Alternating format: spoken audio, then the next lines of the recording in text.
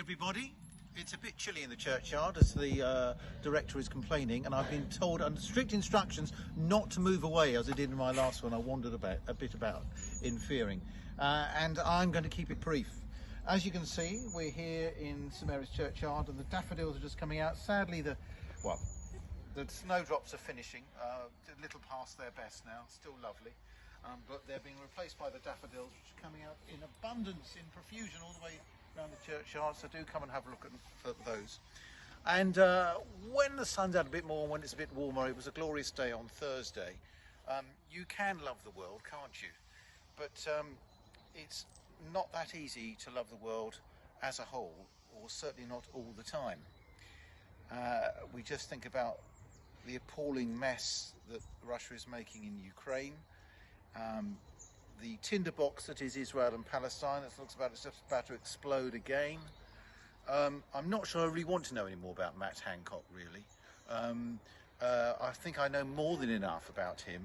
Unless he takes up my consciousness, he takes up, the better, I think. And that goes for Boris Johnson as well. But there we go. But Sunday's Gospel has probably, well, one of the most famous lines in the Bible. God so loved the world that he gave his only son, so that everyone who believes in him may not perish, but may have eternal life. But as I said, it's not always easy to love the world.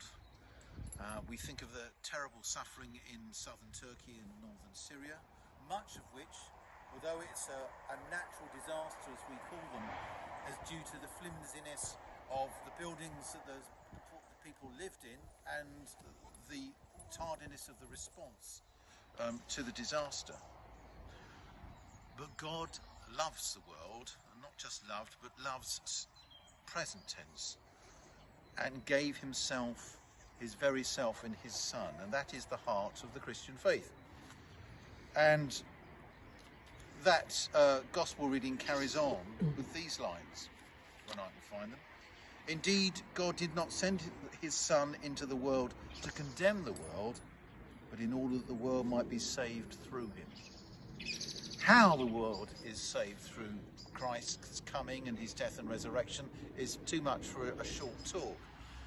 But it is in the sign of his self-giving, his giving of himself in love to the whole world, that we see what life is about.